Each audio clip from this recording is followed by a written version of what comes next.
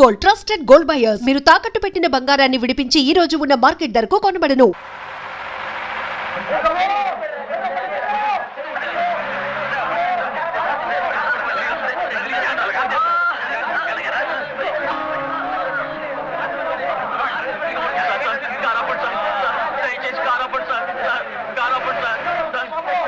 Electricity pole మీద పడిపోయండి. ఆసుపత్రికి తీసుకెళ్ళండి గారు, కార్లో తీసుకెళ్తారండి. బండుందిగా, బండ్లో అయితే ఆలస్యం అయిపోతుందండి, రక్తం పోతుంది సార్. సార్ దయచేసి తీసుకెళ్ళండి సార్. సార్ మాకు కచేరీకి ఆలస్యంగా వెళ్ళడం నాకు అలవాట్లేదు. ఆ బండి ఎక్కించారుగా మీ బండి ఏమీ కాదు ఆ గొంతుడు.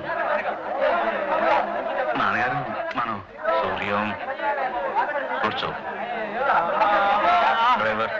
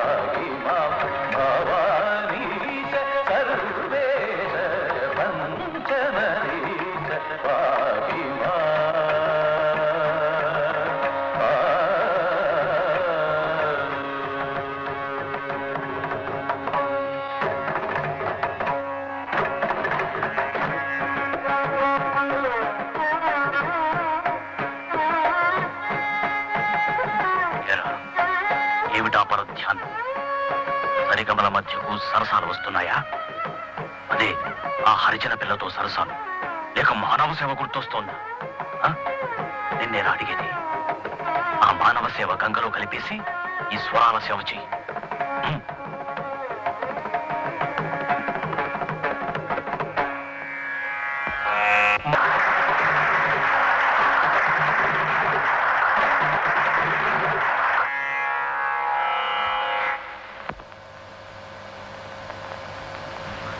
అవని నీ కొడుకు గురువును మించిపోయాడు.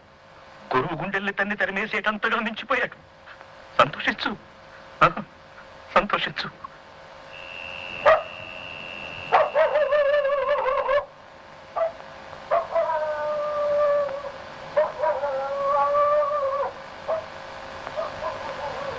ఏమండి, సాయంత్రం పోల్ మీద నుంచి కింద పడిపోయాడే ఆ లైన్మెన్ ఎలా ఉన్నాడు? చచ్చిపోయాడండి. చచ్చిపోయాడా? అవునండి, అరగంట ముందు తెచ్చుంటే బతికేవాడని చెప్పారండి డాక్టర్. ఆడి చావుకి బతుకి అరగంట దూరం అన్నట్టు అయిపోయిందండి. ఇక దేవుడే ఆడి పెళ్ళాన్ని పిల్లల్ని ఆదుకోవాలండి.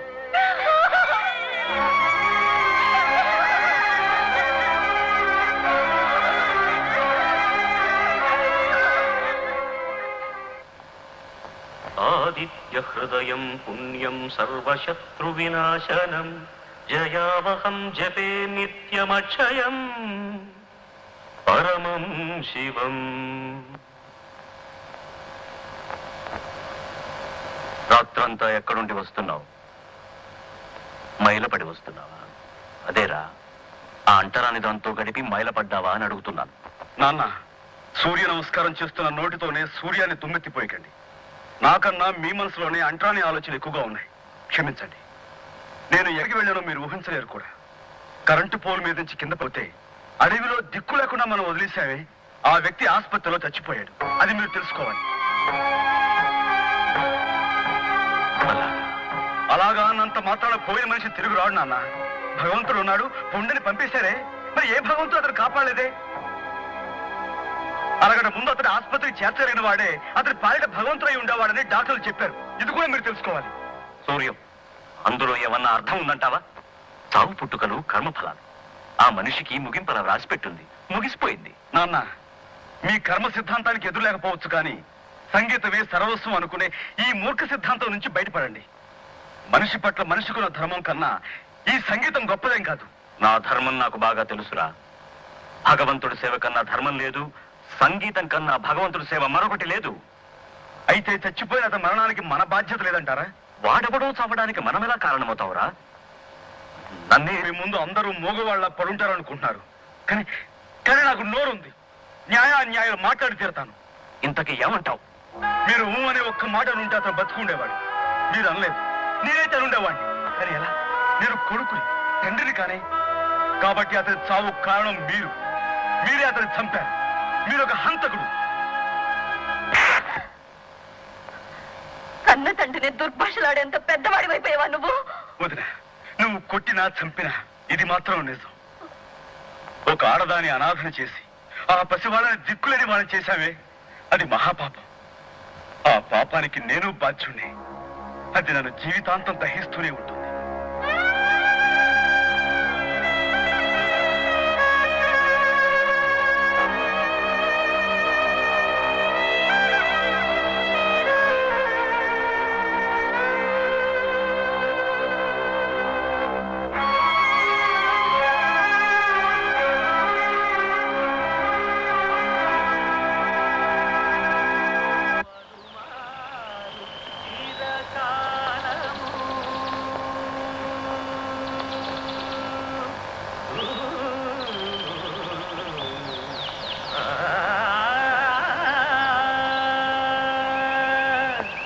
పలుమారు చిరకాలము పరమాత్ముని పాదములను, పలుమారు చిరకాలము పరమాత్ముని పాదములను తులసి దళములచే సంతోషముగా పూజింతు, తులసి దళములచే సంతోషముగా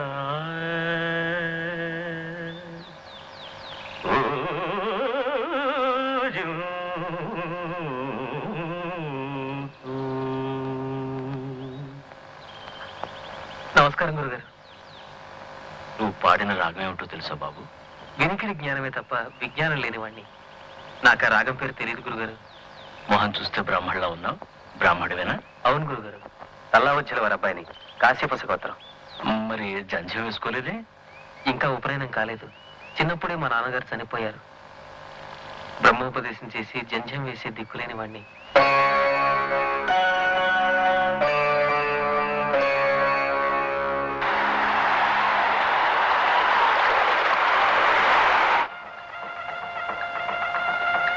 ధ్రువంతే రాజా వరుణో ధ్రువంతే బృహస్పతిః ధ్రువంతరింద్రశ్చాగ్నిశ్చరాష్ట్రం ధారయతాం ధ్రువం సుముహూర్తోస్తినుగృహ్ణంతో సుముహూర్తమస్తు అయం ముహూర్తస్తు ముహూర్తోస్తు యజ్ఞోపవీతం పరమం పవిత్రం ప్రజాపతేర్యత్సహజం పురస్తాత్ ఆయుష్యమగ్రియం ప్రతిమంత శుభ్రం యజ్ఞోపవీతం పరమస్తు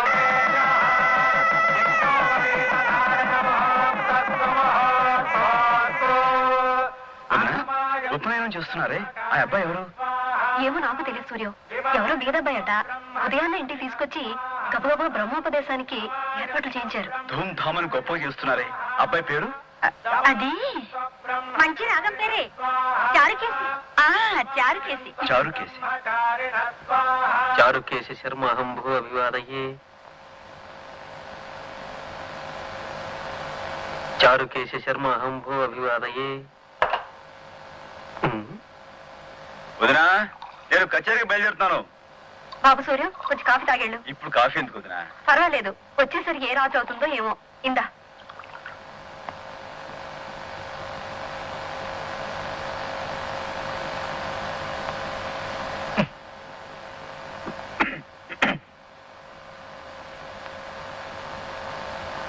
చారుకేశ,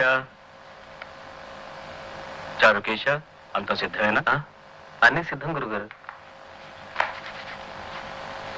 కారు వచ్చిందా? వచ్చింది నాన్నగారు. చారుకేశ, కారు వచ్చిందా? వచ్చింది గురుగారు. మా గాయత్రి, నేను వెళ్ళొస్తా. నాన్నగారు, ఈ రోజు కచేరీ త్యాగయ్య హాల్లో. అది చారుకేశకు తెలుసు. చారుకేశ, ఇది కారులో పెట్టు. సరే గురుగారు. అంటే నేను కచేరీకి రావటం లేదా నాన్న? నీకెందుకు నాన్న ఆశ్రమ? నీకు చాలా పనులున్నాయి.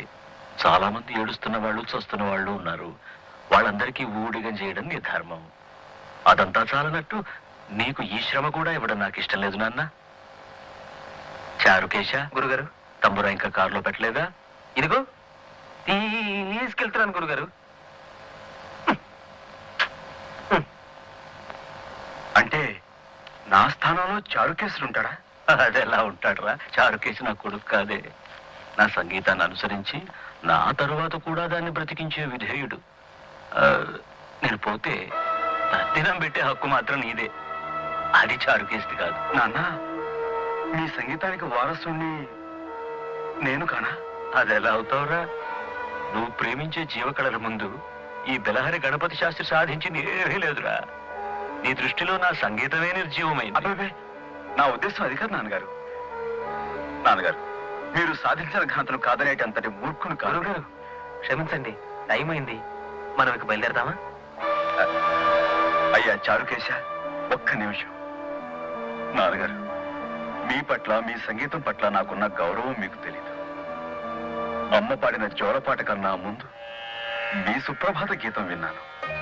మొట్టమొదటి సంగీతం విన్నదే మీ నోటమ్మట. నాన్నగారు, ఇప్పటికీ మీరు తిట్టినా అది సంగీతంలా వినిపిస్తుందో నా చెవులకి. నాన్న, నేను మీ కొడుకును మాత్రమే కాదు, మీ శిష్యుణ్ణి, మీకు పెద్ద అభిమాని కూడా.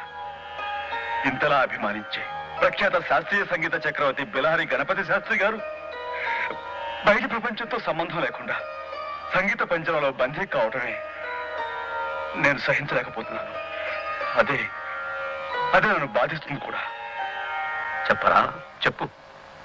నా 50 ఏళ్ల జీవితంలో ఎవరూ నన్ను ఎదిరించి మాట్లాడింది లేదు. ఎదురుగా నిలబడి నోరు విప్పింది లేదు. ఈరోజు నా కన్న కొడుకు నాకే ధర్మపన్నాలు చెబుతున్నాడు. చెప్తాడు. వాడికొక హోదా ఉంది కదా, బెలహరి గణపతి శాస్త్రి కొడుకని. గణపతి శాస్త్రి గారు, క్షమించండి.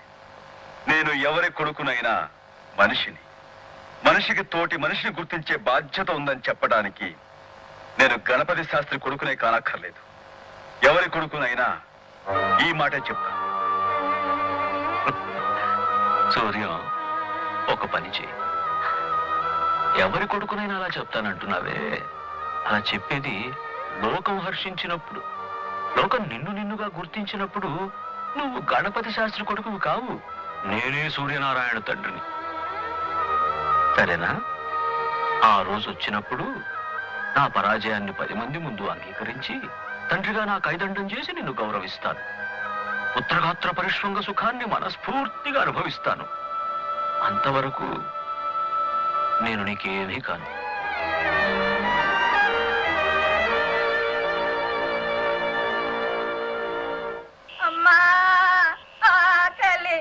And for more videos, Please subscribe to iDream. Please subscribe to iDream. Please subscribe iDream. And please subscribe to iDream. For more videos, subscribe to iDream. please like, share and subscribe to the channel. Congratulations, iDream. Subscribe to iDream. Subscribe to iDream. So subscribe to iDream Media. iDream ki iDream team andarki huge congratulations. Please subscribe iDream Media. Please subscribe to iDream. Subscribe iDream. Please subscribe to iDream. iDream అంటే నా కళల ఛానల్ను subscribe చేసుకున్న నోరు తిరుగుతలేదు. మీరైతే గంట గుర్తు కొట్టండి. For more such videos, please subscribe to iDream. Subscribe to iDream. Please subscribe to iDream. Please subscribe iDream Media. Please do subscribe to iDream. Please subscribe to iDream Media. For best entertainment and information, please subscribe I dream. And don't forget to subscribe to iDream.